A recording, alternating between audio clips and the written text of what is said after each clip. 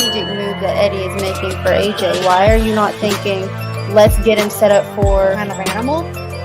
If that was years and years and years ago. Like, Clarissa is a way different fighter from when she was back in the Thanks to those joining me live and to those that will be joining me on our defenses that she's had to have recently.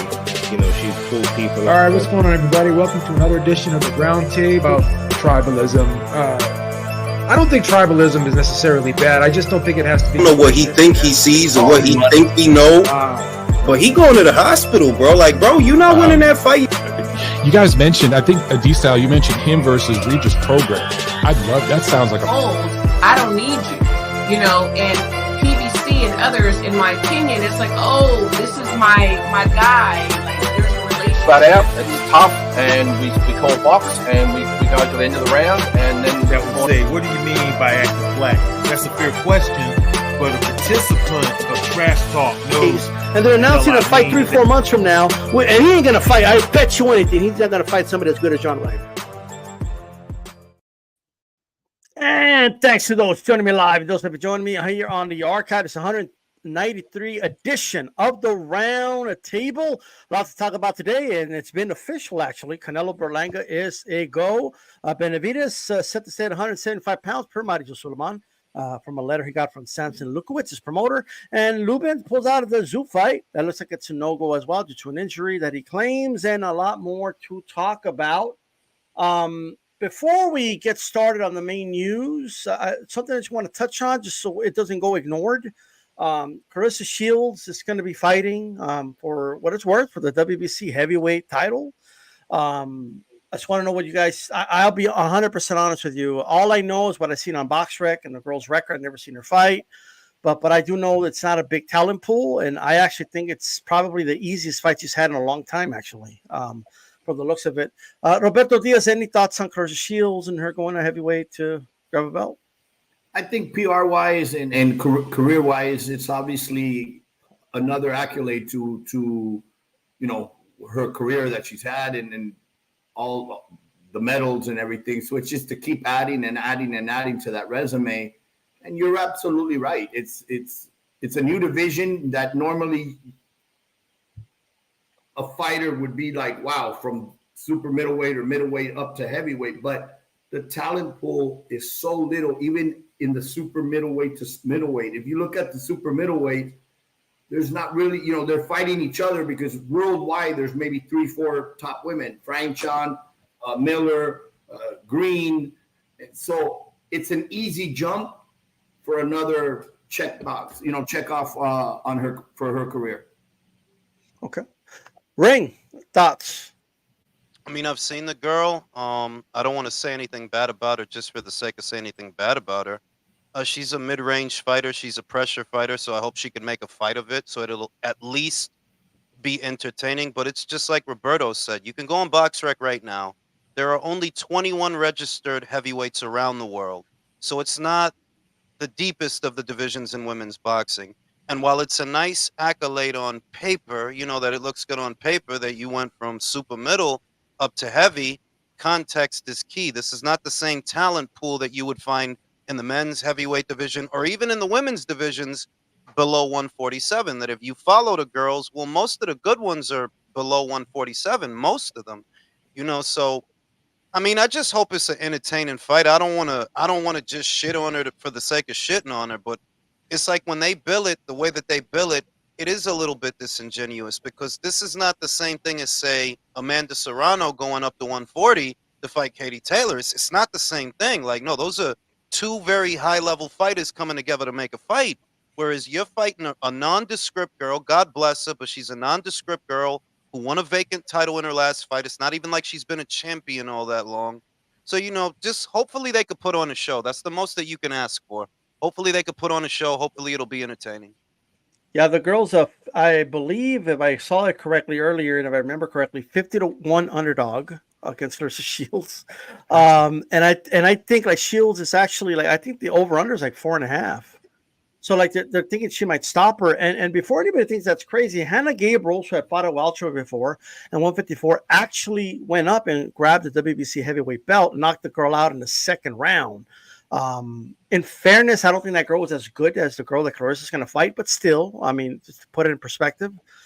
Babe, are you ecstatic about this? She's going to go for the heavyweight. Is this like Listen, Roy Jones Jr. The against last John time Ruiz? this happened was you had Roy Jones, middleweight champion, moved up to heavyweight, and he won a heavyweight title against John Ruiz, the quiet man, from my neck of the woods, Chelsea, Massachusetts. Shout out to John Ruiz, baby. But here it is, man. This is another notch on her belt, another great accomplishment. I'm going to applaud Claressa Shields, man. It's not every day that someone can just go from middleweight to become a champion. I'm not going to sit here and piss in her Cheerios today. You go, girl. You go, girl.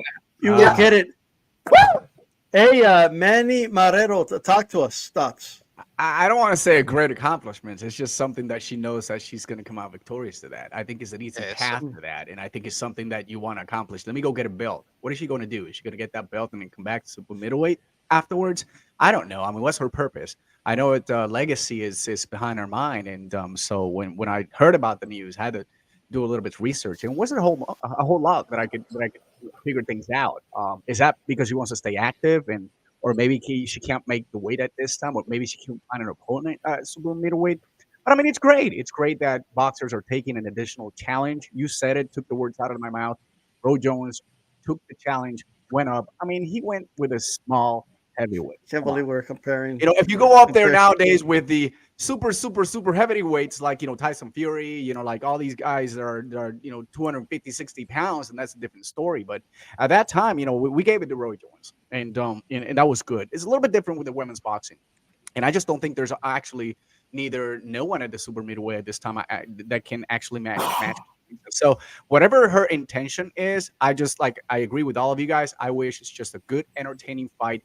And maybe, she can get her money. Who knows? Okay. All right. Dave from the 702, talk to us. Yeah, it's a fantastic move for legacy and for the history books, but I'm not too enthused about it. I checked my social media timeline and I saw a video of her at a press conference today. And the caption was that she's crashing out before everybody's eyes for a fight that nobody cares about. And I have a sense of sympathy for Claressa Shields because it seems that she's got to be extra just to garner the attention that she rightfully deserves for someone with her qualifications in the sport of boxing. She really shouldn't be acting or needing to act extra. And I feel like, if she just had somebody behind her like Jake Paul does Amanda Serrano, that, she'd be more of a household name. So, respect and props to her for going for the legacy move. And I hope people tune in to watch this because I actually do enjoy watching Claressa Shields fight. I want to say that I just want to say that in fairness, she had Showtime behind her. That's who she debuted with Showtime. She debuted on a major cable network, a premium cable network. The issue with Claressa, whether she likes it or not, or fans like it or not, is there is no depth in those divisions. With Senicia, you got all kinds of girls around that you can put her in the ring with. There's a lot of girls. There's a lot of fights you can make. It's the same with Katie and Amanda and Alicia and all the other girls. And these are very good fights. And these are very good fighters. But this is bigger than Claressa, that at the end of the day, while it's not her fault, it's not her fault. There's nobody up there, dog. And who is up there, most of them, they're not on her level. So you're not going to get that David and Goliath. Like, even though Roy fought John the Quiet Man Ruiz and not Lennox Lewis, right? There was still a height differential that gave you that David and Goliath optics. That, remember, Roy started out at 154. So him versus any heavyweight is still, wow, any heavyweight. But with this, Claressa's actually taller than this girl, longer than this girl, like you look like the heavyweight and she looks like the David of the. But this girl is jacked. She's stacked. Man. No. I mean, look, Come on. And I try to respect. This is a dangerous fight. Come on. I try to respect. I'm trying to respect the little joint from Canada, right? Because for her, look, God bless her. This is a big opportunity for her. I just hope you could put on a fight that is a good advertisement for you, so that you could keep getting fights moving forward, because that's the most that you could ask for. If it's a blowout, then you didn't do nothing. If Claressa just goes in there and blows her out of there, then it was, it just doesn't have the same effect. Like, I want to have sympathy for Claressa, but at the same time, I can't pretend that you're doing what Amanda Serrano's doing. You're not. This is not the same thing, dog. Like, nah, it's not. She's going up for Katie Taylor, pound for pound, one of the best in the sport, best resume in the sport. Nobody else comes close. That's different than you going up to fight Vanessa Joanese. It needs to be said. No, Yeah. you're Go ahead. absolutely. I'll say real quick. When I signed a bunch of women to Golden Boy years ago, it was all around the same division. I signed Senicia, Marlene, Areli, Yocasta, because I knew they could all fight each other. There was going to be good fights. When I signed Franchon, and she was world champion, unified, it was great, but I found the same thing that Clarissa's having. There was no opponents. Franchon had to fight Maricela twice. Yeah, so And then it was like, okay, who do we fight next? You know, oh, you got to bring somebody from overseas. There wasn't that big talent pool. That's why she's jumping around in different divisions, because she's either going to continue fighting the same opponents and they're at a different level. I mean, she is above them, but it sucks because you're absolutely right. There's no competition around there that's ready and available now. So, like, I was going to say, I was glad that Robert signed Yocasta because I was wondering who was behind that. And it's like when I saw that Yocasta ended up at Golden Boy, I was like, all right, alguien ahí sabe lo que está haciendo, because even without Senicia Estrada, there's still other fights that she can. There's a bunch of other fights that she can have. It's not just one or two fights. There's a bunch of fights down there. Pero también con eso, it increases the difficulty. Y por eso es que yo digo que, mira, Yocasta y Senicia lo tienen más duro que Clarissa, because Senicia had to go through Annabelle Ortiz, Tina Ruprecht, Yocasta Valle, Tenkai Tsunami. Ahora va para arriba para la Argentina. There's a whole talent pool down there, bro. It's a gauntlet. Whereas, unfortunately for Clarissa, it's not a gauntlet up there, dog. It's probably maybe one or two girls up there that could fight, and the rest is shooting fish in a barrel. That's why I can't pretend that you're doing what the other girls. It's not the same thing. It's not, you know. Yeah. So, like, for me, it's this. Yes, the talent pool is not that full. I think Clarissa missed the boat, quite frankly, with a rivalry with Savannah Marshall. I think that's still there, but when all she did was shit on Savannah Marshall and act like it was a one-sided fight, which it wasn't, and some of her fans were acting like it was a one-sided. Like, if it was a one-sided fight, okay, but it wasn't. And when you were acting like she ain't shit and she's nothing, well, you kind of ruined, like, that was your Hector to Achilles. That was your rival. In the Bible, nobody knows all of David's. All they know is about Goliath. You just need one rival, and that could make. You could have gone back to England. You could have done a trilogy. No quería. She didn't want to. She said no quiere. No quería. Ella le dijo, mira, they were gonna pay her, bro. Por eso es que you hit the nail on the head. Tú te jodiste tú misma, porque they were gonna pay you to come back, dog. You could have negotiated a bigger purse with that. Pero lo que ella le dijo, no, tiene que ser en América. Okay, niña. Who here is going to pay for that fight? Because you're not going to do here in America what it does in the UK. In the UK, it's a big show. Aquí, eso no es nada. So, ella se jodió ella misma con esa vaina. Like, you did it to yourself, dog. Yeah. 100%. Shout out to Remy. Saludos, panel and chat. Saludos. Let's talk about the big news here. So it's official. I was hoping that in the 11th hour they didn't do it, and then they make another announcement. But I was just, I wasn't optimistic about it. But I'm like, I just hope, right? So it's official. It's been announced. It's out there, and I'm going to be 100% honest. I don't like this fight. I'm not a big fan of this fight. I understand what people are going to tell me. Canelo could do what he wants. He's earned to do whatever. Like, I get all that, but I still have a right to say if I like the fight or not. I'm not a big fan of the fight. I don't think Berlanga has done anything to warrant that fight on that date. I don't see this as some classic Mexico versus Puerto Rico battle. I just don't. I think this fight's a mismatch, if I'm honest. He's already a 15-1 favorite going into this fight. That's what I think. But Robert, what do you make of the fight? I mean, it's hard to disagree with you. All I can say is, okay, hopefully this leads up to what everybody wants to see. I think on Berlanga's side, obviously it was the fight they've been dreaming of because of the big payday. Management-wise, promoter-wise, you can't blame them. At the end of the day, it's a business. They took care of they had this project, and it got to where exactly it needed to go. Similar in a smaller level to Munguia. Now Munguia delivered in a sense that, yes, he didn't win, but I think he'll grow. He'll be better than the next time out. And he didn't embarrass himself. You know, he got dropped, but he got up, showed some heart, and finished the fight. I think I applaud Munguia. Now, if I have to be honestly truthful, I don't see Berlanga seeing past the 6th round. I mean, I think we would hope that he comes out like that bull. Fuck it, I'm gonna go balls out. You know what? I'm gonna go out there and try to knock out Canelo. That's my only shot. But I see that last Berlanga we saw this last fight where he was more timid or careful or mature, they want to say, but very wary. It's one thing leading up. It's another thing once that bell rings and you see that lion in front of you. You know, when you see up close the lion, shit changes. So I think we're going to see that.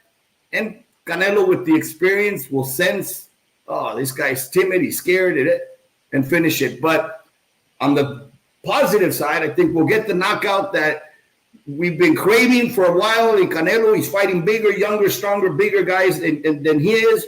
Finally, we'll get the knockout, and that will only make that next one now more intriguing and suspense. So I hope this leads up to what everybody wants to see after that.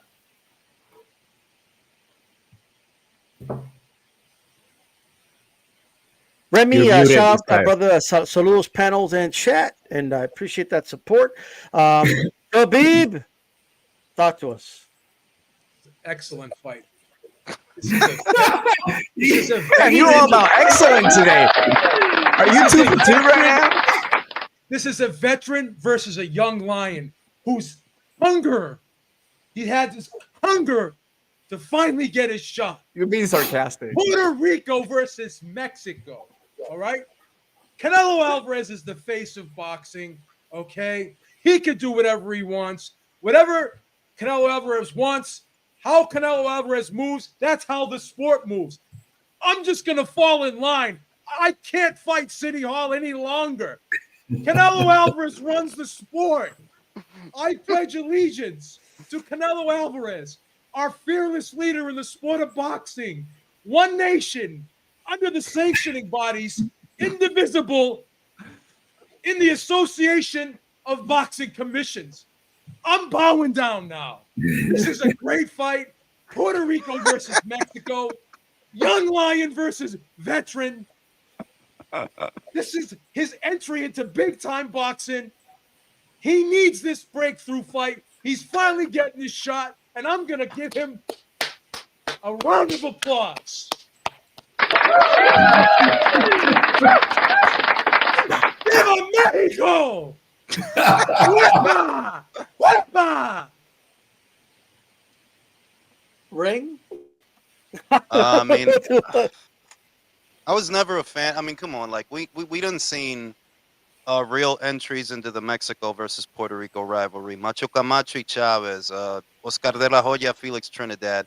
And this is not that, because those were fights with two guys that people think, you know, they're on the same level. Well, nobody thinks that Edgar is on Canelo's level. Frankly, I don't think Edgar's on Munguia's level, let alone Canelo's.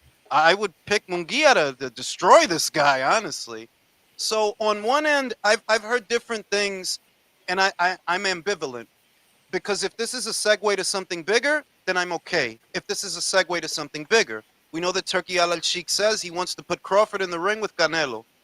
If this is a segue to that, está bien. Pero this fight, just for this fight, you know, I'm a customer first. I spend a lot of money on boxing throughout the year. I buy a lot of pay-per-views. I have a lot of subscriptions. And just as a customer, no, I don't get out of bed for this fight. Y yo lo dije que, okay, si tú me vas a dar esta pelea, give me a good undercard, por lo menos. Give me a good undercard. and it's not good, dog. Danny Garcia versus Lara. You're not Come on. Come on, this has got to be a goddamn joke. You got two of the champions on that side of this. That's a crossroads fight. You don't like that? A crossroads, bro. Crossroads fight, baby. So the American dream. So look, on one end, I understand that Canelo Alvarez is you can't be overly critical of him, right? Because he's already done a lot of things that a lot of other fighters wouldn't do and haven't done. But at the same time, I'm a customer, bro, and I don't like this fight. I don't like this fight. Like, no, Edgar, bro, Diego Pacheco would beat Edgar, bro. Like, come on now, like, fucking Mobili would beat fucking Edgar, bro. Jaime Munguia, David Morrell. Jaime Munguia, David Morrell, you name him. Ese tipo no puede con nadie en esa división. Like, and I'm not a hater, bro, all right? I love Xander Zayas. That's my Puerto Rican lion. I love Xander Zayas. But Edgar, nah, deja la vaina, man, ¿qué es esto? This is a mismatch, bro. Hey, Joe, this isn't young lion versus old lion. This is like the lion going after the antelope, bro. Like, this isn't. You know what I mean? Like, they're just putting a Puerto Rican flag on the antelope. Like, go fight him. Like, what do you mean? I mean, David Benavidez and David Morrell went up to light heavyweight, man. They knew what was up. The face of boxing, 168, man. Beeb, they ran from Edgar, right? They were running. They went up to 175. That's what a lot of people say. They could have stayed in. They were the mandatories. They were the mandatories. And Canelo Alvarez, this is a mandatory fight. WBA mandatory challenger. Right. Yo, I don't think Edgar. We can't dismiss this. You want to talk about Wild Kingdom here? We can't dismiss this. He's not an antelope.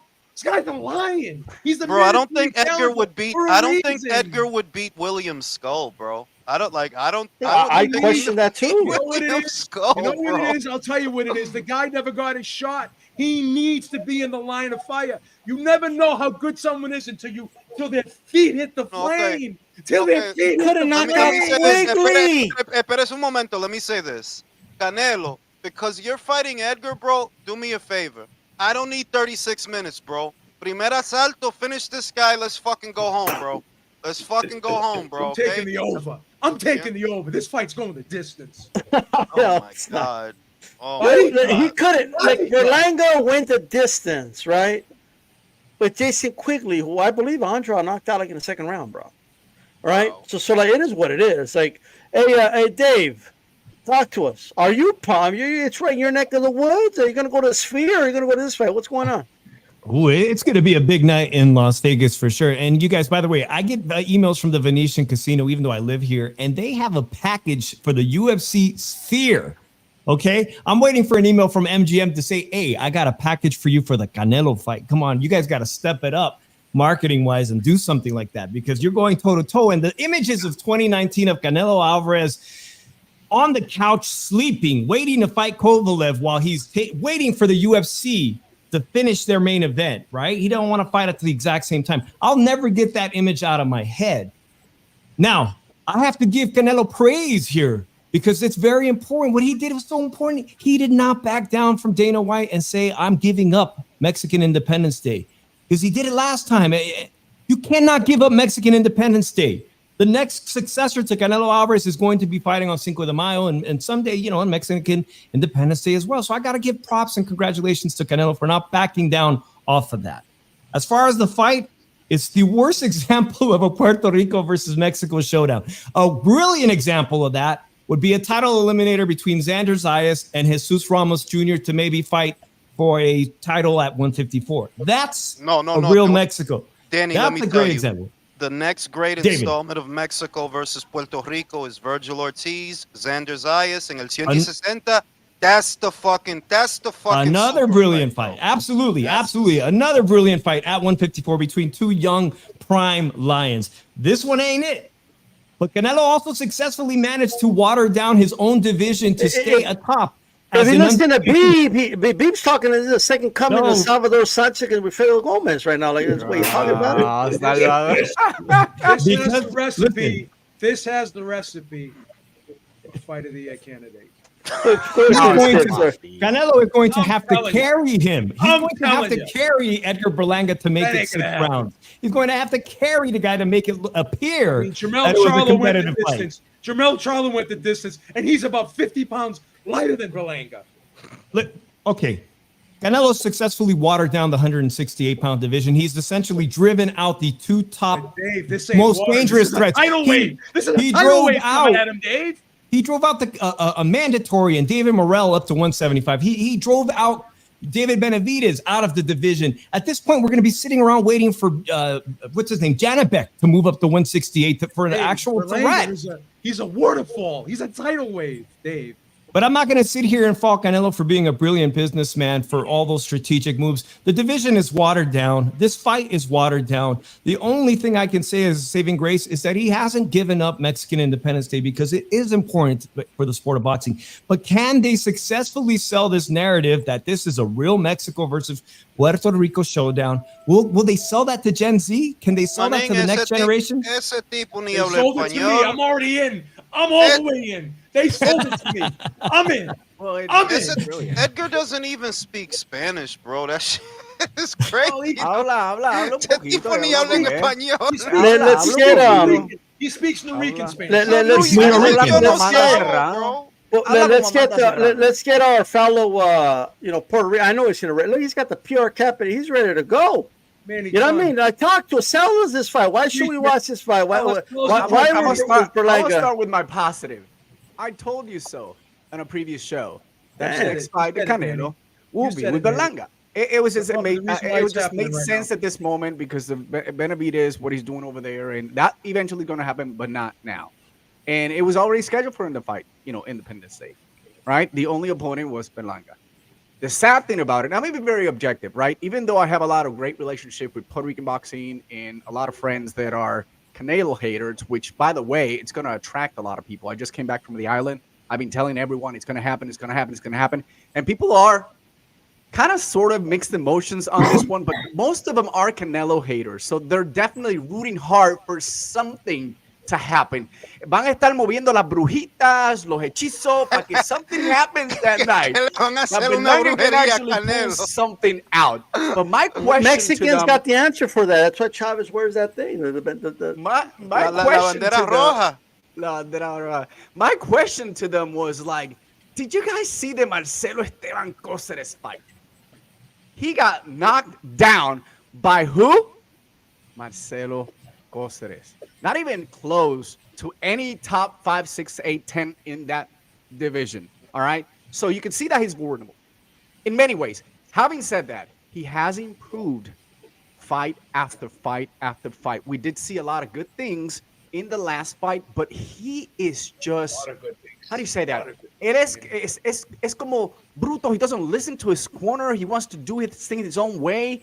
He just wants to be able to get one punch only and only one punch. He has no skills whatsoever, and I'm gonna get in trouble with this. Can I find a Puerto Rican that's gonna root for Berlanga? Like, what's going on? Oh, trust me, all the Canelo haters, because I would say 60% of Puerto Ricans that are boxing fans, they do not like Canelo. They don't like his business style. They don't like the way he's done in the past. They continue to think that Canelo chose the 168 division because they're all undefeated, weak champions. And I proved them wrong, right? But this is the mentality of that, right? So just because of that, they're still going to root. It is the Puerto Rican versus Mexican rivalry, which is you guys stated it perfect. I mean, it's just really not a whole lot like we've seen in the past. Trinidad and De La Hoya and Camacho and all those great fighters that gave us a lot of excitement. I'm hoping that there's some kind of brawl going on in any of the rounds, especially at the beginning. But as it pertains to the boxing skills and the way Canelo has fought amazing opponents within the last couple of years, it gives them not the slight edge. It gives them a huge advantage. And this is the thing that I try to talk to people about, especially in Puerto Rico. It's like, guys, you got to see things the way they are. Edgar Berlanga is not ready for Canelo. He's not, and he will never will be, not for the moment at this time, not even next year. The same thing I tell people. Now I talk to a friend of mine. He's like, oh, they should put Sander Sayas against Tszyu. and we'll talk about Lubin exiting out, but it's like he is not ready yet.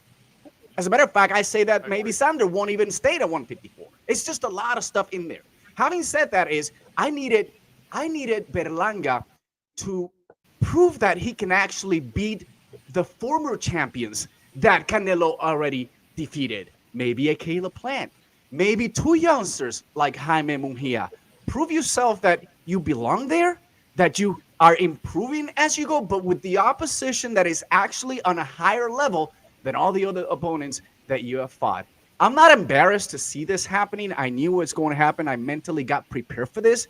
But what I do have to say is to everyone out there who's Canelo hater, and I am not a Canelo hater, but that you always want to root for yours. I'm gonna continue to root for. You're a Berlanga hater. No, it's fine. I'm not a Berlanga hater. I've always loved them. I just don't like his attitude. And someone in the chat said that he doesn't represent us. I agree with that because the way he had conduct himself with the public, the way he had to conduct himself inside the ring, try to bite someone's ear, try to be like a street guy out there. Yeah. That my kids, I will not allow them to say that's a role model for me. Sander Sayas is a role model for all the youngsters. Edgar Berlanga is not. Even though if he gets to be Canelo, I mean, things are going to go up the roof because the ego that he's got, it's going to be so much higher than that no one will be able to stand him. And right now, that's the issue about Puerto Ricans not rooting for Berlanga. Is this they just like him or hate him because of the way he had conducted himself. So having said that, he's not ready. It's going to be a very disappointing fight for that. But at the end of the day, like Roberto Diaz said, payday. You want payday, and you got the payday. Look, I want to. We only got Roberto for a couple more minutes, so I just want to kind of ask this to Robert quick. So, Roberto, where do you think everything went wrong with Benavidez Canelo here? If you could go back a year, 2 years, what do you think the Benavidez side did wrong, Canelo side did wrong? Because at the end of the day, boxing fans lose because we're not getting that fight. I don't think he did anything wrong. I think if you go by how come Munguia got the fight, well, Munguia was respectful, this and that. In the times in the past, somebody's disrespected him and they got the fight. So there's no recipe. I just think it got to the point where Canelo got tired of, but you won't fight him, you won't fight him, you won't fight him, and being labeled like you're always going to run around away from a challenge. He's fought everybody in his career. He probably has the best resume. And there was times personally I would say, let's not take these fights. And he would say, no, I'm going to take them. So he's somebody that really has fought whoever's out there, but nobody gives him that credit because he does have a lot of retractors and haters and he never makes happen. So now I think he got to the point where he's like, you know what? I'm tired of fighting for everybody. I'll never get the credit. Now I'm going to fight whoever I want. And they're still gonna talk and criticize. They might as well talk with reason. So I do see, because I know him. In fact, and I say this respectfully, after being at David's last fight, I believe it even more. Canelo sees what we see, and it's like, dude, I can't believe this is the guy that everybody thinks I'm afraid of. Oh, I'm going to have a field day with him. And it's going to be a great fight, but I see him having a field day because it's the type of opponent that brings out and makes it easy for Canelo. A guy that comes straight at you and is going to get hit, and Canelo's going to encounter him, it's very different. If David was an amazing boxer and counter punch, then I'd say, you know what, he has size. He can counter. He has speed. You know what? He's going to give Canelo a lot of trouble. But it's the opposite. And real quick on Berlanga, yes, typically back in the day, Berlanga would have fought a Munguia, and then the winner gets that's how it should be. But now, business-wise, if I'm the manager, hell no, I'm not going to fight Plant. I'm not going to fight this guy. I'm not going to fight. I don't even want him to go out to the store. You need something from the store, I'm going to go get it for you. You stay put. I don't want you to get sick. I don't want you to get COVID. I want you to be home safe to fight Canelo because we all got to get paid. Roberto, basically Edgar Berlanga is to Canelo what Yuri Foreman was to Miguel Cotto, bro. This is a Yuri Foreman fight, bro. It's Andre Berto, no disrespect, Andre Berto to Floyd, or Marquez, even the great Marquez fought Floyd. It was way too, too many division, too many weight, too many against Juan Manuel. This is it. He feels like, hey, I need one too. Everybody else got one. Okay. All right. Hey, Robert, I know you have to get going for some previous arrangements or anything. Any final words before you go? Thank you, guys. It's always a pleasure. And hey, September 16th, Independence Day. It's hopefully at least we can walk away saying it's a little version of Hagler and Hearns. It lasted 3 rounds, but hey, we relived it. Right. Viva Puerto Rico! Viva Mexico! Viva Puerto Rico! All right, man. Have a good one. Oh man. Hey, Rain, what went wrong here? Why don't we get this fight? I mean, I think that I'm like Roberto. I think that Canelo, and he's never gonna get this credit. This is the thing and I don't think people understand that. Y'all told me I was scared of Lara. Y'all told me I was scared of Golovkin. When I was negotiating with Plant, some of y'all was telling me that I'm ducking Plant. He's too slick for me. He's gonna beat me. If you're Canelo, and I'm not trying to cut him slack because I don't like this fight, but I gotta be real. If I'm him, I'm thinking to myself, man, fuck what y'all want. I'm gonna do what I want because y'all manufacture these boogeymen every year. Every year, y'all got a new boogeyman that I'm scared of. And peep the shit. As little as I am, I've been a light heavyweight 2 times. This big motherfucker only been up there once, but y'all telling me that I'm the scary one, that I'm the nervous one. Yeah, if I'm Canelo, if I were him and people were saying about me what they say about him, I would tell everybody, yo, go fuck yourself. Go fuck yourself. I'm gonna do what the fuck I want. What fucking difference does it make? I could unify a division that none of these motherfuckers unified. None of y'all motherfuckers even tried to unify this division. I did that in 11 months, but y'all call me scary. I crossed from Matchroom over to PBC. Y'all call me scary. I go back to Matchroom. I go up to light heavyweight. Y'all call me scary. Clearly, I'm never going to win with some of y'all. So what I look like trying to appease y'all? I'm going to just get my coins now. That's what I think he doing. That doesn't mean I like this fight. I do not like this fight, dog. Like I'm wrestling if whether or not I'm gonna even buy it because I already see this shit is garbage. Danny Garcia versus Lara, bro.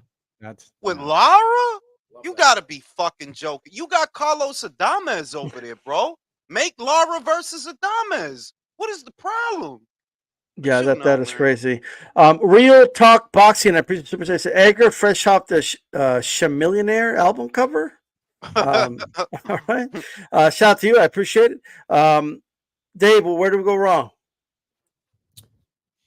Doug, I think the criticism that they're spreading, that you hear saying, what has Berlanga done to deserve this fight? He's been ranked by his by the WBA only because David Morrell fleed. He's moving up to 175. He sees the writing on the wall. He's smart. He realizes he's not going to get that Canelo fight. So typically, historically, we would see a contender beat a former world champion, which Xander Zayas just did in beating a former world champion at 154. And the very next move should be beating the shit out of the guy Canelo just beat in better fashion. That's earning the title fight. Exactly. That's earning it. But as I said, Canelo's successfully been able to water down his division and to defend it. All he's got to do now to keep all 4 straps is fight Edgar and somehow arrange to fight William Skull next in between a potential showdown with Terrence Bud Crawford. Eat 2 easy fights, stay busy fights before a potentially mega fight that could also be a mismatch for all we know. Maybe not, but that's all remains to be seen.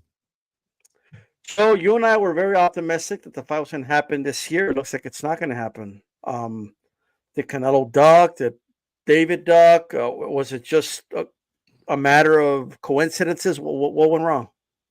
I'm gonna be honest, because I've talked to Samson a couple times, and I've listened to him say things and be very inconsistent with the things he said, contradicted himself a lot. And I just gotta be honest. Did David really want this fight as bad as he said he did? I mean, he was the mandatory. He was given a choice, and he chose to go up to 175, right? I remember Dillian White when he was the mandatory. He was pushing for that, to fight for the title forever. I think it was 18 months or close. Was it 18 months or close to 2 years, whatever it was. But then he threatened to sue the WBC, and that's when he actually got his title shot. So I'm just wondering, did David really want this fight? Did the people around him really want this fight? Did Al really want this fight? Because Al was the guy pulling the strings behind the scenes, right? No money. Right? So, I'm glad you said that, because you're one of the few people that highlights it. My honest opinion is they didn't want it, because if you pursue it as a mandatory, you're only entitled to 25% of the pot. And Samson likely wants more than just 25%. If you go through the mandatory process, that's all you're going to be entitled to is 25%. Yeah, so this whole thing about, oh, we'll fight him for this, that, we don't care about the money. I just think that was all bullshit. I think that was all bullshit. And I like I said, if they really wanted to fight, then they would have pressed Mauricio Suleiman for the mandatory. They would have pressed Al Heyman, right? But I don't think there was any real sense of urgency, like they said there was, for them to have this fight. Again, they have to, it's up to them to enforce their mandatory status and press Mauricio Suleiman, which Dillian White did. And once he said, "I'm going to sue you," he got his mandatory challenge. That's a great point. I honestly don't think these guys wanted the fight as bad as they said they did. And I don't think they fought for the fight, and their actions show it. Do you think they wanted the perception, though, to be that Canelo avoided the fight, though? Like, do you think they wanted that? You hit the nail on the head.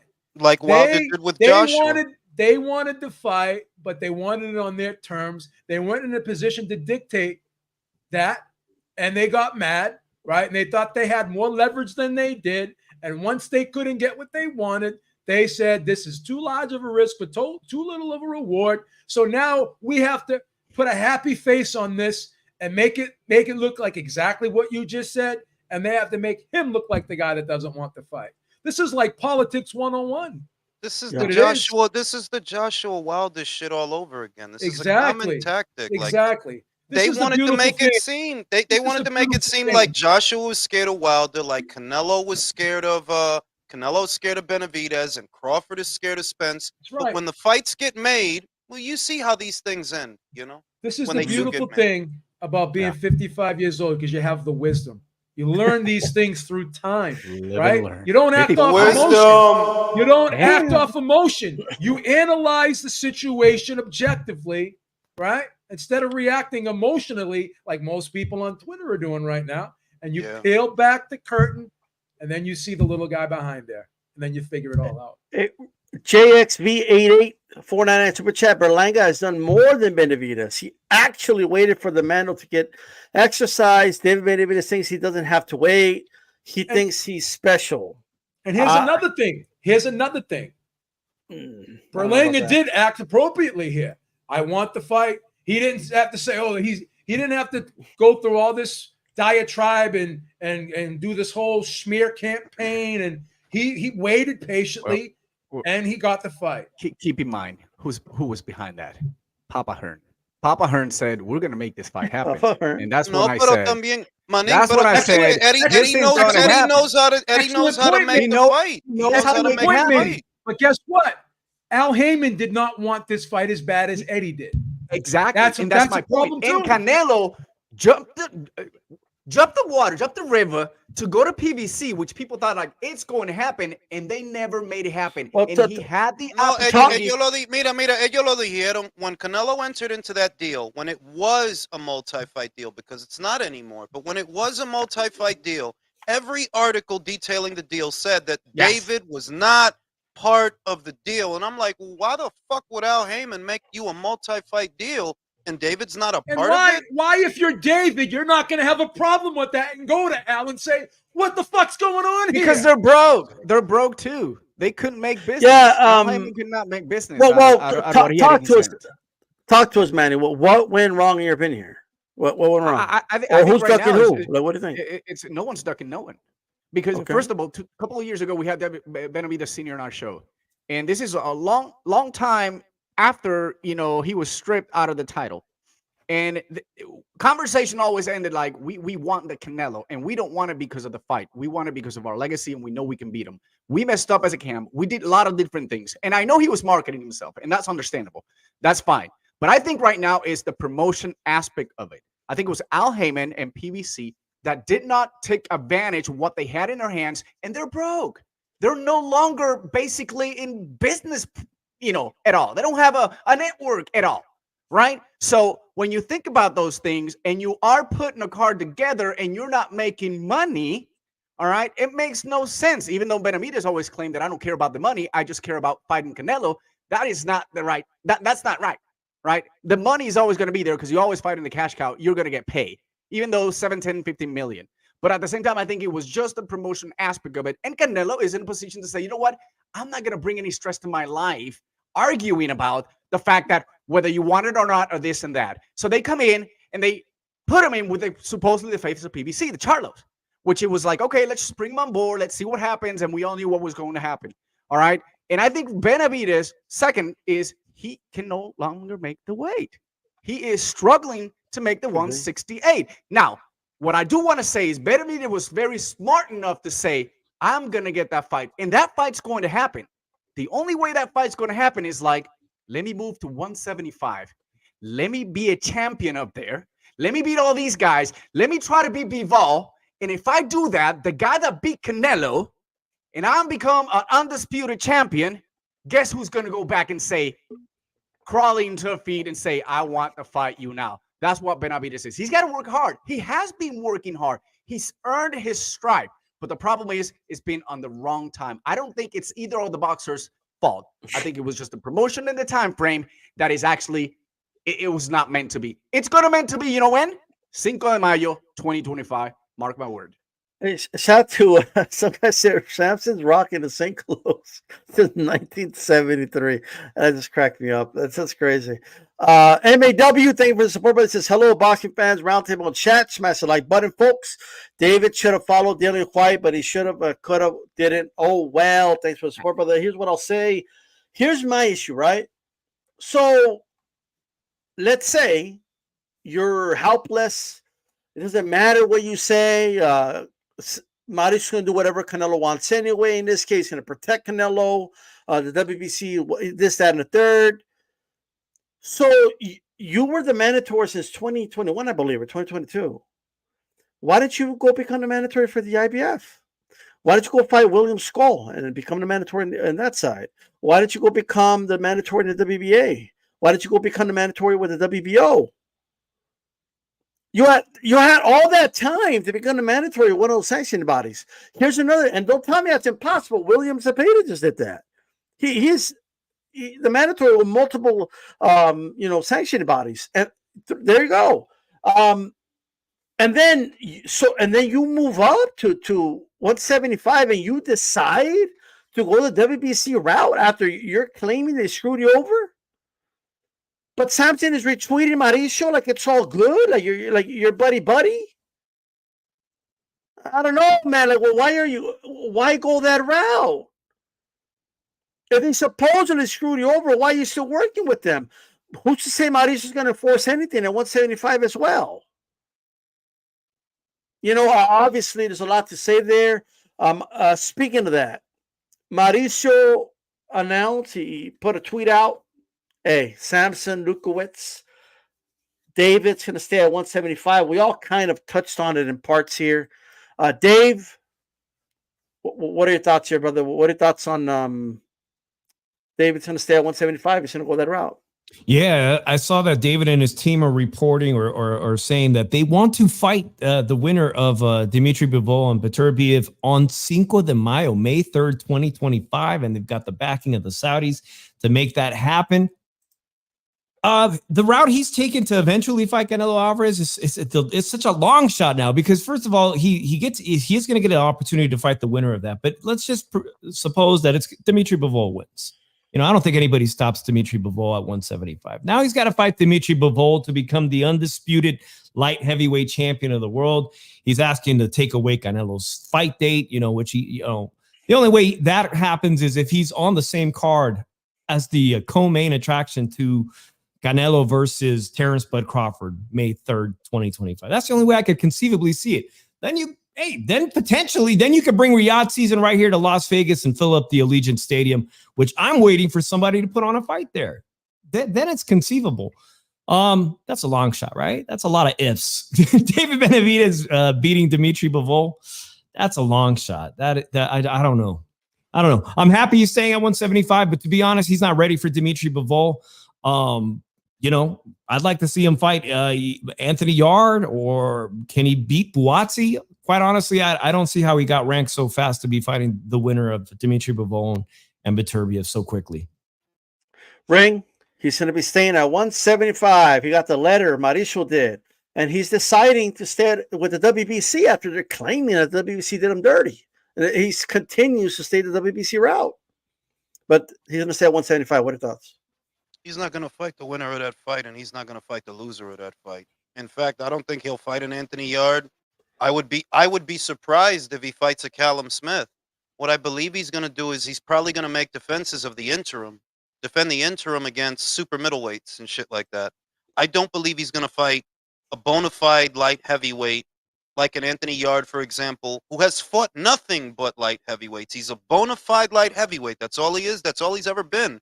And even that fight is a dangerous fight, because we saw you in there with a 37-year-old Vajdik who was not committing to his punches. You could see that he was pulling them because he wasn't trying to commit. He doesn't want to get countered. So he's just pity-patting you with the combinations because he doesn't want to bring the right hand over too strong. He doesn't want to commit to it. And you struggled with that guy. I got the pictures of David after the fight. His face is all marked up. And I know what I saw. He didn't feel right in there. Marquez lo dijo, I want David to go back to 168. Eso fue lo que él dijo. He's not saying that for no reason. So, I mean, you could, I guess this is where boxing is disappointing, because if I felt he were going to fight the winner of that fight, then I would say, bravo, do it. Forget Canelo. That's what he knew he did to Chocolatito. I say it all the time. When he knew he couldn't get Chocolatito, he didn't bitch and moan. He didn't do a bunch of interviews. Está bien, yo me voy para el 118. I'll unify that division. That's literally what he did. Whereas David, I don't think you want the winner of Beterbiev versus Bivol. And I don't think you're going to fight them, the winner or the loser. I think you're going to make defenses of the interim, waiting for the title to go vacant, and then you hope that they elevate you to that position without having to go through the winner of that fight, because it's too dangerous. You didn't look like a monster, bro. You didn't look like a monster a couple of months ago. You look like a skinny fat dude. You had titties. Your titties was moving when you was in there, bro. You got big Vosdick with the big pecs and the big arm and the big shoulder, and you got your titties is literally moving around, bro. So, I mean, it's, that whole subject just depresses me, because there's so much. Andy Ruiz won a heavyweight title with titties. But Andy's a real. Hey, wait. We're not gonna do that. Andy, wait, we not gonna do that. Andy's a bad motherfucker. I always thought it. Ever since I seen him fight Joseph Parker in New Zealand, I said that's a bad fat motherfucker. That is a bad fat motherfucker. Well, like they're both kind of, they're fat kids at heart. They got fast hands. They're kind of similar. You know what I mean? Yeah, but Andy committed to his fatness. That's why I respect him. I don't want to see a fit Andy Ruiz. I don't want you to have definition. I want you to be fat as fuck, beating the shit out of people out here. I love that shit. Now, David, you a skinny fat dude. Like you shit. If you gonna be fat, then be for real fat, bro. Be a real fat motherfucker. Don't be some skinny fat motherfucker. All that water moving around. He look like a bag of water, bro. Just moving around.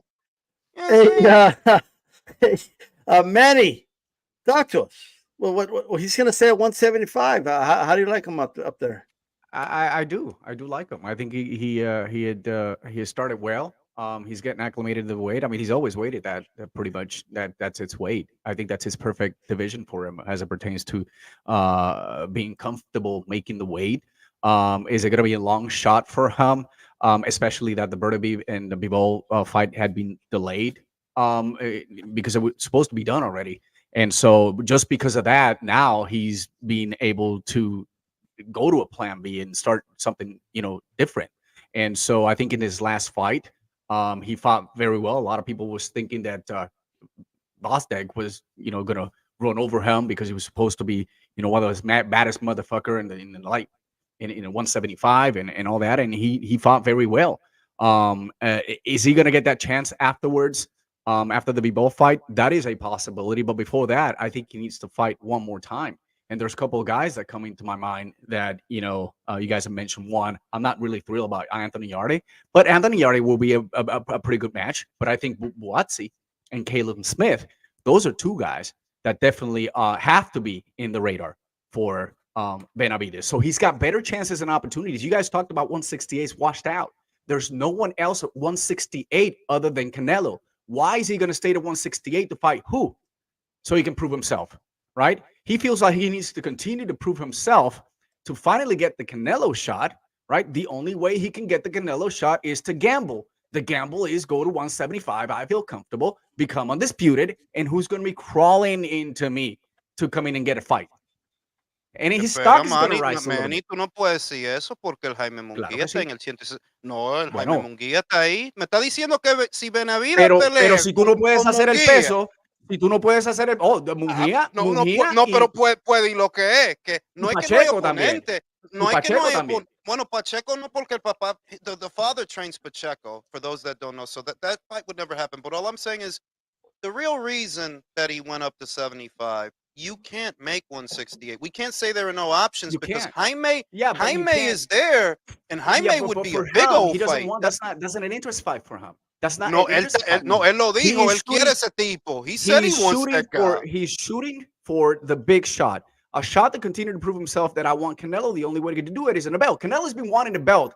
Canelo didn't want Bivol. Canelo wanted the belt. The problem is, se encontró con la pared de frente y lo jodieron. ¿Cierto o no? Mire, Ahora él te va a Canelo wants ese Bivol tipo again. And I guarantee te you, va a romper el corazón el Benavidez. Tú vas a ver Canelo que él no wants va a pelear Bivol con back él no va a again. pelear, él no va Canelo a wants pelear Bivol con el back ganador again. de esa And pelea. that's in He's his not. mind. And no one's going to take away the fact que Canelo quiere otra vez a Bivol, cueste lo que cueste, antes de que se retire. Y eso sí, yo lo entiendo y sé que va a pasar. Having said that, the only way, and if I would Benavidez, and I said it, listen, let me try to go up there and see if I can make something, get more attention to get Canelo to say yes, right? I think is Benavidez still, is last shot with PBC, is he a free agent or somehow? The only way is when he's he's supposed to be, his father. last fight was supposed to be this last fight with Eso es lo PBC. que es que el papá dijo que he entered into a this was before he fought Caleb. His father said they entered into a 3-fight deal. So when you count Caleb, Andre, Vajdik, he should be a free agent. He should be, right? Pero para mí, I'm él se va a quedarse ahí. Y free I'm not agent or nothing, he's surprised. gonna stay there, bro. I'm not surprised that Eddie Hearn will bring him in at time, it'll be a huge and we'll mistake. put him in there, and they're gonna make it happen. Why? Because the hype has been built for so many years that people just want to be able to fucking see that shit happen, and that's it. Even the haters of Canelo, they want that to happen because they think he's ducking them. But it's a good move. It's a good move. I think it's a good move, and I think he'll do well there. Joe, he's going to stay at 175. What do you overall think of this move? If he's in fact going to stay at 175? Here's the problem, because if he says he wants to fight the winner of Bivol Beterbiev in May of 2025, that's 10 months away. So what's he going to do? Have a fight in December, then have a fight in May? I mean, I think Ring's onto something here, man. He's going to be the interim title. They're going to try and drag this thing out, and they're going to find ways to not make this fight happen. I like David, but I'm just going to say something. His career is there's always something wrong, whether it be I didn't make weight, whether it be got stripped because of the cocaine situation, this debacle with not being able to make this Canelo fight, not fight Morrell, he fought Plant. That was a good fight. Andre was a so-so fight, but the resume is very thin.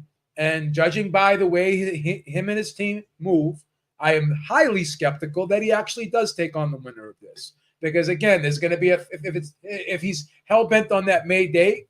I mean, these guys are fighting in October. They won't be able to come back probably till another 5 or 6 months. So, Beeb, and then the other thing is, I said this in a video I did. It's not up to him when that fight happens because you're not paying for it. Turkey's paying for it. Correct. Who the fuck told you that Turkey wants to do it in May? Turkey didn't say that. He's the one. Point. He's the one Excellent paying point. the fucking paying to keep the lights on. So already putting yourself in the position of power when you don't have it, and it's just frustrating listening to him. I don't even know if it's him, but again, I hold the fighters accountable because you're responsible for the team you have around you, right? Yeah, you're responsible for the team you have around you. Absolutely. So it is what it is. Also, wait, I don't think anybody mentioned this, but it came out that the WBC wanted him to defend the interim at super middleweight against Christian Mabili, and that might be another part of the reason why he moved up. They wanted that. They wanted him to defend the interim because if you look at the ranks right now, Christian Mabili, he's very high in those ranks, and the story now is, I saw it yesterday. I'm going to do a video on it, but I saw it. They wanted him to fight Mabili at 168, so that tells me that's what forced you up to 168. If you stay here and you keep this belt, you have to fight this guy. And your punch resistance is starting to go. I already know it is. You fight this guy, he's just like you, but he's not struggling to make the weight. And he throws a million fucking punches around. He's just like you, but he's not struggling to make the weight. You are. So that's another reason why I tend to agree with Beeb. It's always fucking something with this guy, and I don't fucking buy it, dog. You've been at this weight for a decade. And you really don't have a signature fight. And I've gone above and beyond trying to give this guy the benefit of the doubt. And I'm a slow learner sometimes. I'm just not going to do it anymore. Yeah, Ring IQ, you brought up that he might defend against fighters from 168. Well, I'd like to see him defend against David Morrell, who will be fighting on that in Los Angeles in just less than 2 weeks against a bona fide light heavyweight and hot rod, against a guy who just knocked out Sullivan Barrera. Will he continue to dodge David Morrell at light heavyweight? Because this guy with the WBA. Yes, the answer is yes. He'll duck Mbili. He'll duck David Morrell. I absolutely. There's no money in a Morrell fight. But look, I just want to say there's no money in a Morrell fight. That's the bottom line. There's no money in it, so he won't do it. Well, I mean, that says a lot. But I will say this: if you feel like, do you feel screwed over by the WBC or do you not? And if you do, why are you going the WBC route at 175? Well, they gave him an option. They said choose which division you want to be the mandatory in. So again, how bad did you really want this fight? And here's my let me ask you this, babe. You said wanted at 168. Let me ask you this: Mauricio Suleiman posted it on Twitter. Oh, I just got the letter from Samson. They decided to say 175. Do you think like Samson was trying to low key let Mauricio know? Because it's not like he announced it. Mauricio announced it. And then later he retweeted it. But I just feel like they were trying to low key, in my opinion, tell Mauricio, hey, we're going to stay at 175, by the way. Yeah, I don't think they expected. Why wouldn't you and your team announce it? Why does Mauricio have to announce it first? Because I think they didn't want people to know that that's the decision they made, is what I'm thinking. I don't know. That's a good point. That he tried to do it on the sly. Yeah, and Mauricio's the one like, all right. So all right. So I'm gonna tell everybody, yo, he's staying at 175, yo. That's what he doing, yo. That's what he did, and then he tried to kind of do some PR behind it and say, "Oh, because we're not waiting for Canelo anymore. That's why everybody should know that." So I mean, the timing of it's kind of weird to me, right? But what are you going to do? You don't fight if you don't fight someone like David Morrell or the winner of that Better Beef Bivol fight, then we're going to know what the fuck is really up. We're going to know what the fuck is really up. Beeb, I'm not optimistic, bro. Like, look, neither am I. I'm done being optimistic with this guy. You can't be at a weight for 10 years and 2.5 cycles of champions. 2.5. You've been there when George Groves was there, when Zerto was there, DeGale was there, Uskateki was there, Callum Smith was there, Caleb Plant was there, Billy Joe Saunders. You didn't do shit, bro. It's not an accident that you didn't do shit. Ring, listen to this one. Ring, listen to this one. Canelo Alvarez fought everybody in that division except for you. So you didn't fight all those guys, but Canelo did. So who's the fucking problem? It's like the guy who keeps breaking up the girls. like the guy who's breaking up with girls and says it's not me, it's these girls. Oh, it's like it's those fucking 40-year-old broads showing their ass on Twitter. They always blaming the guy. You single with 3 cats because of you. It's not the guys. It's because of you. That's the shit. You're the problem.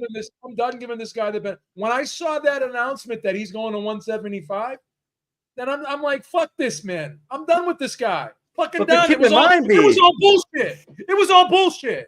You got it only because, like, Mauricio doesn't tweet that out. Do we know right now? Do we know that?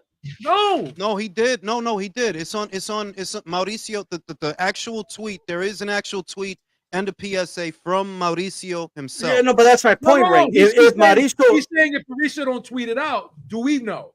Oh no, we wouldn't have known. David wouldn't tell us.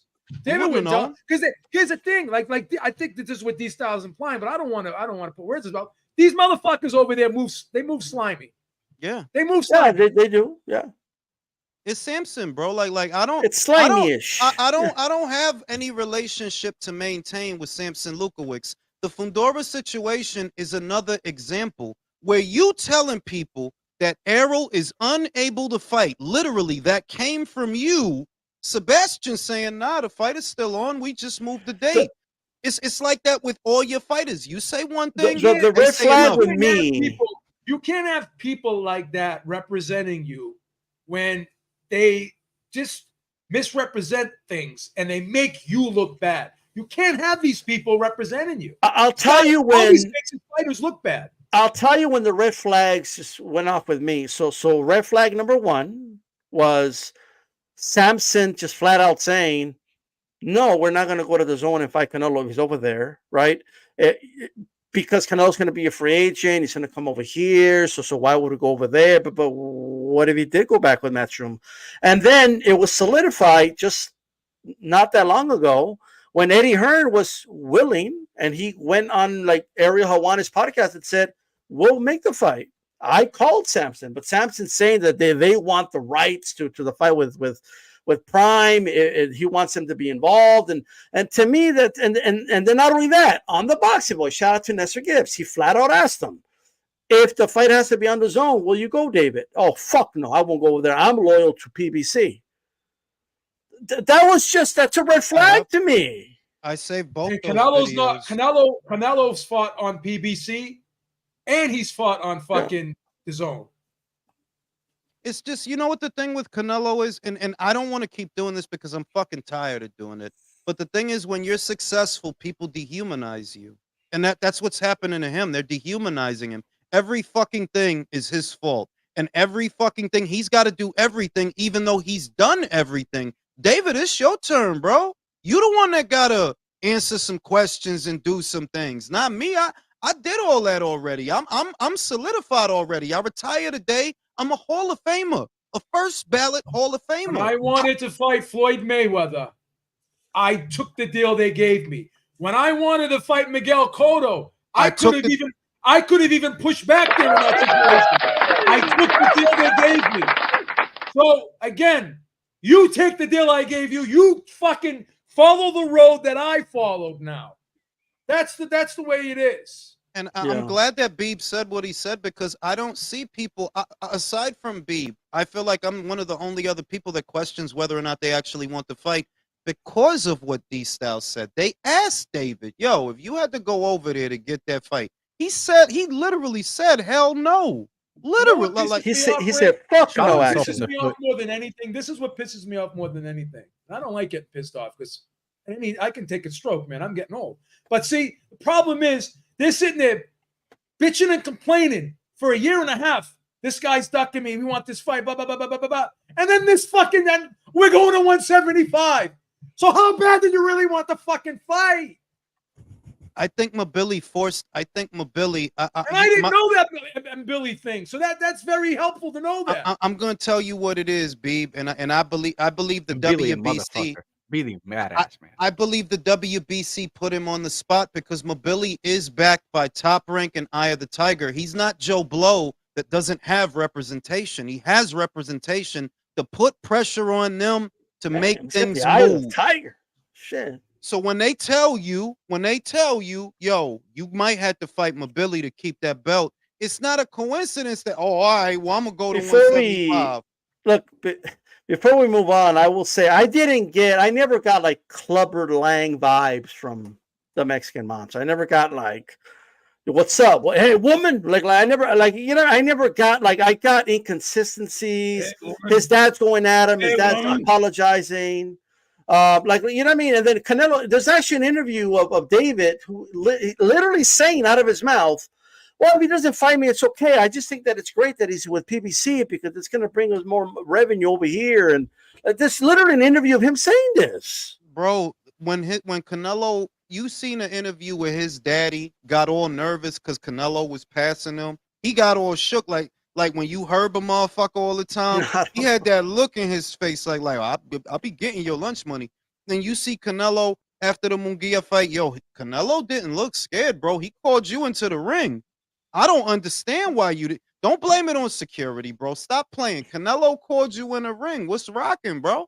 And you stayed right there, really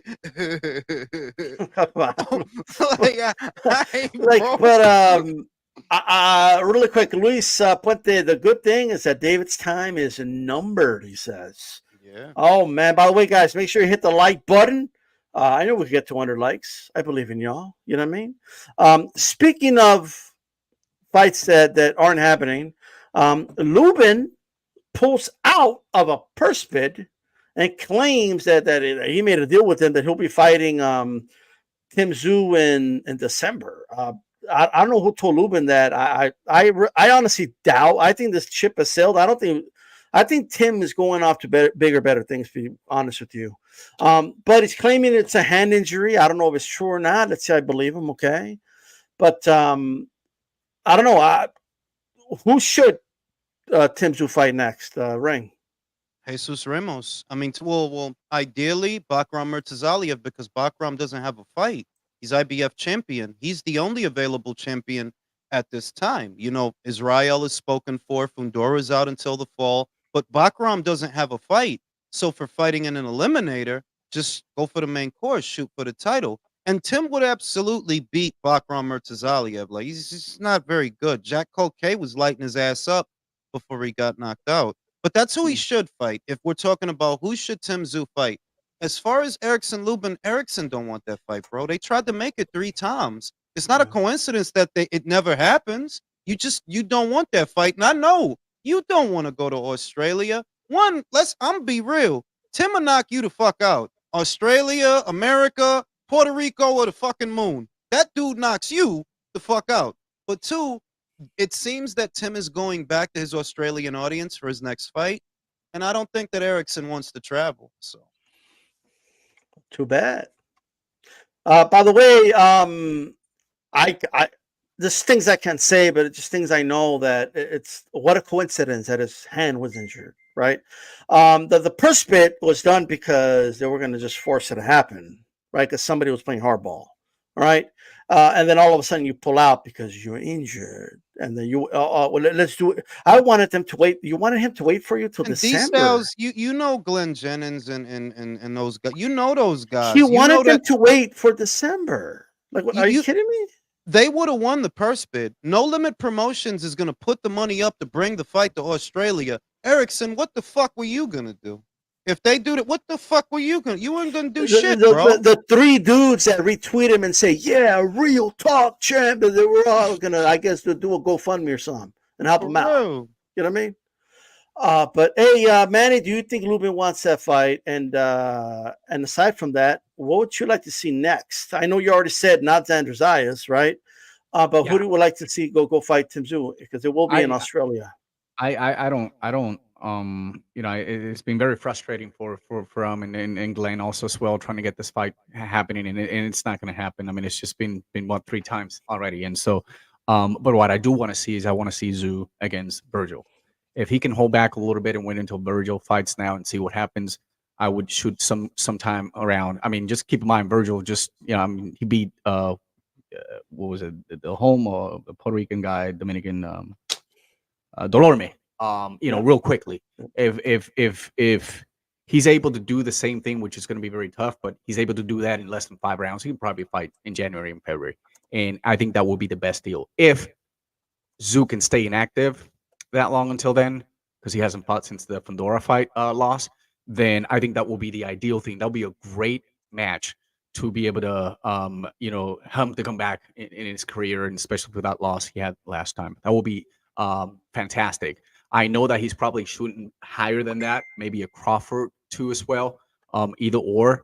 Fights are coming up here rather quickly, so I think he should just stay back a little bit, get a little bit healthy, recover a little bit from that loss, keep grinding, and hey, who knows? A lot of people want to travel to Australia. Australia is becoming a nice hub for in boxing, and so why not going out there and showcase yourself against your people and being able to say, hey, I'm gonna fight the top guys right now that are in the 154 pounds. Any of the other youngsters? No, not yet. But fight that makes sense for him. If I was him, it's got to be those two. That's it. Nothing less than that, because he had proven himself. Unless there is a rematch against Fundora, but we know for a fact he's not going to be available for a while.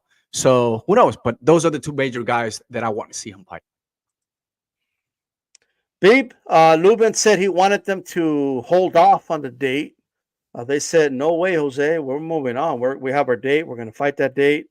Do you think Lubin wants that fight? And who would you like to see next for Tim Tszyu? What's the date that Team Tszyu wants? It's the week after the Canelo fight, like September 20 something. September. Okay. The Murtazoula. I like what Ring said about the Murtazoula fight, because that would be a title fight. You get a belt around your waist, gives you a little bit of leverage, and then you can fight some unification fights. The Ramos fight is really good too. Yeah, there's something fishy about Lubin, man. He moves kind of the way I hate saying this, but the way the guys over the PBC move is just suspect, man. It's just very suspect. And people can say what they want, but there's a reason why those guys are so inactive, and I just don't like the way they do business over there. Dave, talk to us. What you like to see next, and do you think Lubin will get that fight later on in December?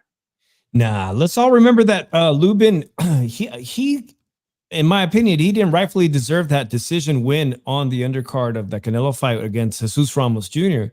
I think that set off a chain reaction of all kinds of screwed up shit in the division, the 154 division. Lubin was offered that fight that you went to in March, where I met you. He was offered that. Actually, let me see. Lubin originally turned down a fight, and if Jesus Ramos had actually gotten the proper nod against Lubin, it would have been Jesus Ramos Jr. in March in Las Vegas. Now, I can understand Lubin's point of view, man. It's going to forever be ingrained in my memory to see Manny Pacquiao go down south to Australia and get robbed against Jeff Horn.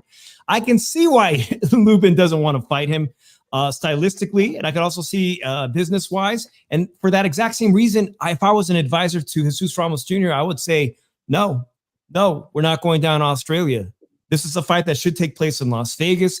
And because Jesus Ramos Jr. doesn't have the luxury of commanding that type of, negotiation, I would respectfully probably bow out of that as well, because you got guys that are not ready for him. Jesus Ramos Jr. is not ready for him. He did deserve the fight. Xander Zayas is not ready for him. Okay. These two guys have a very bright future. Dave, they have a very bright future, but they're going to take a huge setback in their career. And that's why I would not advise it. As a boxing fan, sure. You forget, though, we interviewed him and he said he would go to Australia to fight them. I'm going to go back and watch that. Now, see, that's what I want to hear out of a fighter. I want to hear that out of a fighter. So, but if I was his advisor, he's poised for that. But keep in mind that Top Rank's been guiding him very, very well, and I just don't think they will put I believe D-Sauce was talking about Jesus Ramos, and we interviewed Jesus. I thought it was Thunder. He said he would go down. Oh yeah. So Ramos, yeah. So that's what I want to hear out of a fighter. Everybody wants to hear out of their fighter that they want that. It's a major risk. I wouldn't advise it, but I'd love to hear that. Now, who do I want to see Tim Tszyu fight in the interim? You guys nailed it, man. The fight everybody wants to see is Tim Tszyu versus Virgil Ortiz. That's just coming up in a couple of weeks. Virgil Ortiz will be fighting Bohacek, who was on that March card. That's going to be the matchup we really want to see. I want to see Tim Tszyu against Virgil Ortiz. I want to see these lower contenders face each other. And then as Tim Tszyu potentially gets back into a title position, hey, that'd be great. You guys mentioned that Bakram is available. That's a great fight. I'm sure the Russian would be willing to go down as the champion, potentially go down there, or even a guy like Josh Kelly, a UK fighter. I Josh think would Kelly make. he will not take that fight, bro. See, there's a lot of guys that don't want to go to Australia. It's So, not just that. I mean, look at what David Benavidez did to that guy, bro. He beat the fucking hair gel out of that guy, bro. Like, he beat the shit out of that dude, bro. That dude. I got a feeling he's who? Liam Smith. Okay, Liam, I like that. Liam is fighting. Liam has a fight. That's the problem. Okay. Liam probably would go because he went to Russia for Magomed Kurbanov, so he probably would go. But he literally has a fight in September, so he's not available. Yeah, D-Style, though I said I advise against going. I think Jesus Ramos Jr. is going to get the nod, and we'll potentially be seeing that in the next week or so. Some news about that. All right. Hey, we got two fights to talk about here. One of them is a potential fight. The WBA president tweeted out, "I wouldn't mind Jake Paul versus Chavez Jr. for a WBA title." I don't know if he meant a regional belt or if he meant like the world belt, but I think he wants at 3%. He also went out of it to say that all these great things about Jake Paul. I think we know what he wants, and I think he knows what he could get out of a Chavez Jr. Jake Paul fight. I saw Chavez Jr. I thought he won that fight, but he's fighting a guy that isn't that good, and Chavez Jr. is just not the same guy he was a couple years ago. So ballooned up. He just I don't know what he's just not all there, obviously. But hey, would it be? Is that something that would intrigue you? No. No excitement on that one. What happened to excitement? Fucking V. The copium wore off. What are your thoughts on a WBA if they put the regular WBA belt or something, cruiserweight, Chavez Jr. versus Jake Paul? What would your reaction to that be? No. Can't happen. No. Man. A ring? That's just a no. I mean, if they did Say that, no. Say no, ring. Say no. No, I mean, there's no way on earth I'm going to endorse a fight like that. There's, it's not humanly possible for me to do that. The only thing the WBA would do in doing that is delegitimize themselves as an organization if you so easily whore yourself to anybody who can sell a couple of tickets, because that's what you're doing. You don't afford these opportunities to guys who don't sell. You just want to attach yourself to Jake because a lot of people came to his fight. You know, he has a profile, you know, he generates money, and that's what you're after. But you would only delegitimize yourself because there is a WBA cruiserweight champion. His name is Zerto, the first Mexican cruiserweight champion in the history of the cruiserweight division. And nobody's going to be confused. Who's the real WBA champion, Zerto? It's like, no, dog. Like, no, absolutely not. And I won't endorse that. I don't got nothing against what Jake is doing. I don't care. Like, it's cool, bro. You have an audience. I don't think you're doing anything wrong. But if we start involving belts, then it becomes wrong, because there are people who are paying you in the ranks, sanctioning fees to be able to fight for a belt. So you could so easily give it away to a guy who's been fighting bare knuckle boxers, basketball players, social media influencers, MMA fighters. He gets a shot at a regional belt before the people that are paying you. Because remember, Jake's not paying him, bro. Jake ain't giving him no sanctioning fees. It's despicable, but it's no less than what I expect. So like they'll probably put like the WBA Latino like title on the line. I mean, if it's the Latino Heat, if it's the Latino Heat belt, I guess you got to be ranked top 10, Nabo. The WBA gold title, gold, silver, gold, bro. But it's still not even worthy of the gold belt. Like I mean, I just like, because that's like right above the intercontinental, like below the world. Like you know what I mean? Like I'm just it's kind of like the silver of the WBC, kind of. You know what I mean? Yeah. Spray a Nebula on it like they used to do. Hey Manny, I know. Like, hey, Jake Paul's from Puerto Rico. You know I mean? He's Puerto Rican now. He's being accepted by the Puerto Rican people. So they could do it. It could be like Mexico versus Puerto Rico, like they're doing now. You accept Jake Paul? You accept Jake Paul, Manny? Do you accept Jake Paul? I really don't think so, man. Yeah, El Gallo versus El Hijo de la Leyenda. You know what I mean? Like think about it. It just makes no sense right now. I mean, yeah, you want to fight a real boxer that is not at its prime, and he's just all kinds of mental issues, and he looks so heavy, fat, and just. I mean, Chavez Jr. is not the same.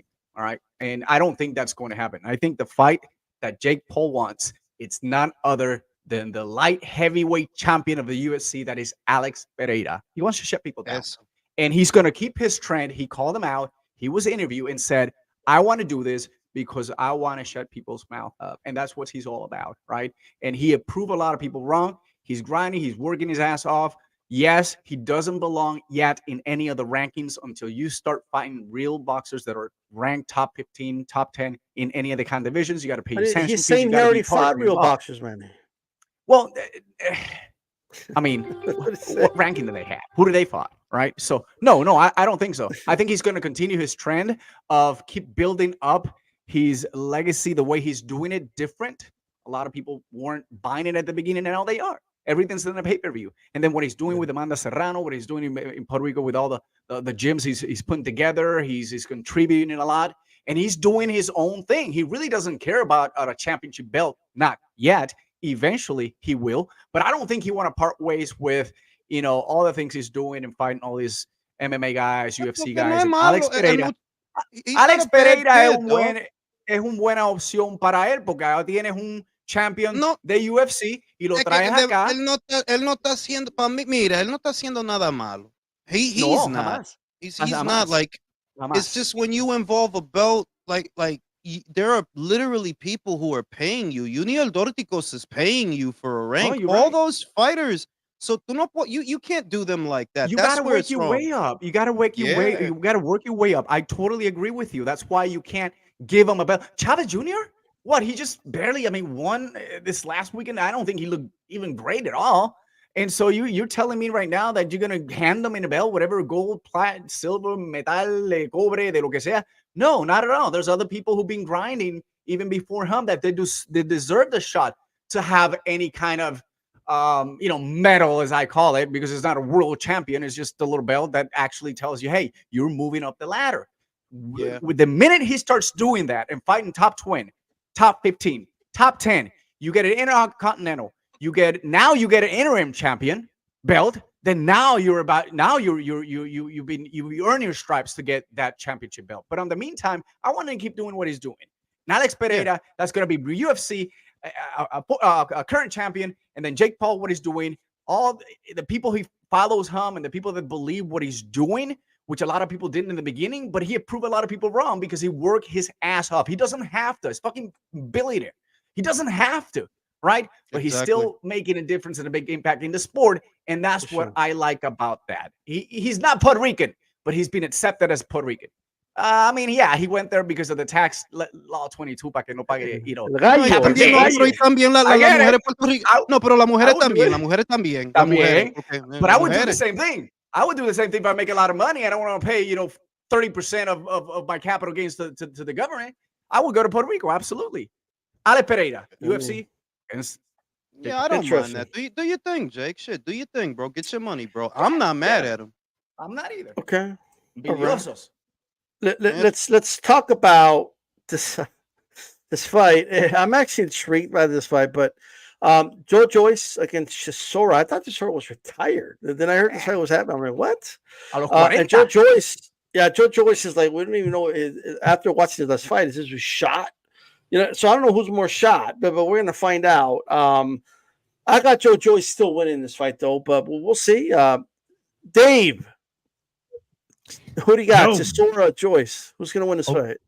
You know what? I didn't get to chime in on that Julio Cesar Chavez thing, and I saw the writing. No worries, I'm going to do that real quick. I saw the writing on the wall about 2-3 years back when you started to see Julio Cesar Chavez could not beat actual boxers anymore, and then you saw him entertain that whole "let me fight an MMA fighter."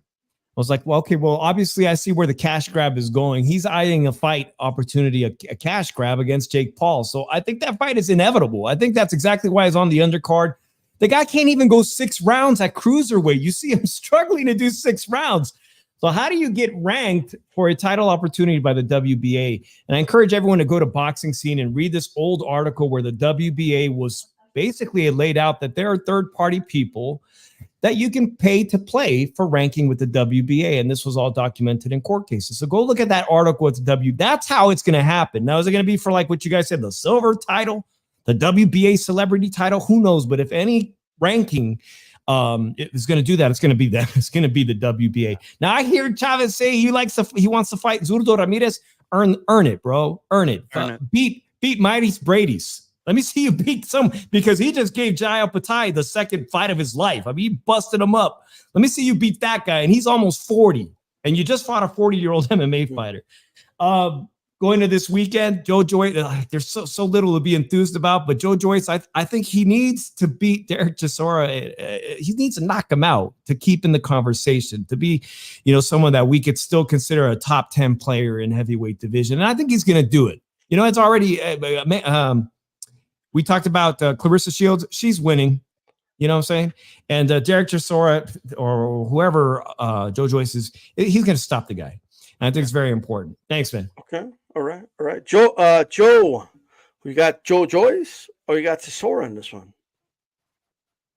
I got Joyce in this one, and I think it could be an entertaining fight because when you have two guys who are at the same point, similar in their career, and both guys who are not the greatest defensive specialists, and you got both guys who are aggressive. Chisora is really rarely ever in a boring fight, and Joyce can still punch a bit. So this could be an entertaining fight. And I think that, people will be more happy at the end of this fight than they probably anticipate going in. I agree. Manny, who's going to win that fight? Yeah, I think Joe Joyce. I mean, 38 years old against a 40. I don't think there's a whole lot left for Joyce. I think that the Zhang losses, it just kind of took a toll of his career. And then, he kind of came back in his last fight. Didn't look spectacular. But I do have to say that I do like the matchup. I mean, he did knock out Ali Hukash Ali. So I think right now with the fact that the way they both have fought, Joseph Parker and then, the hype that JJ had in the past, and that he wanted to fight Usyk, he wanted to fight, Tyson Fury, he wanted to fight all the top, heavyweight champions, and it just didn't happen. So this is a good fight for him to come back. I think Chisora, 40, but I think he may give him a little bit of run for his money. But I do see Joe Joyce winning pretty easy in this fight. Hope I'm not wrong, and if I am, that should be the end of the career for him. All right. Okay. Ring. I love this fight. Personally, I love a fight like this. It reminds me of Gaddy Ward. Gaddy and Ward were not thought of as being the greatest of their era when they fought each other, but they gave us a classic. And I feel like Joe and Derek, because they're both mid-range fighters that like to throw punches and bunches, we could be looking at a very fun fight. And that's all it needs to be, is a fun fight. Now, I have Joe Joyce winning the fight. I noticed at the press conference earlier today that Joe is very testy. He knows that on the other side of this fight, there's a very big opportunity. He's targeting the winner of Joshua versus Dubois. So he's going to get the job done this weekend. I think he does the job inside of 6 or less. 6 or less, he stops Derek. Okay. All right. I do think Joyce going to win this fight. He just didn't look really good in the last fight. So it wouldn't surprise me if Chisora pulled it off. It just wouldn't. With that said, if Chisora pulls it off, it's a perfect way to ride off to a sunset. But I don't think he probably will be given another fight if he gets a win. And obviously Joyce has other plans if he wins. Hey, I want to thank everybody for tuning in. It's been a great show. Shout out to Roberto Diaz. So join us at the start of the show. This is D-Style Boxing, and for Ring IQ, Manny Marrero, Dave, and of course, Joe Abib from Inside Porter. This is D-Style Boxing. Keep it boxing. We're out. Peace. Wepa! Adios.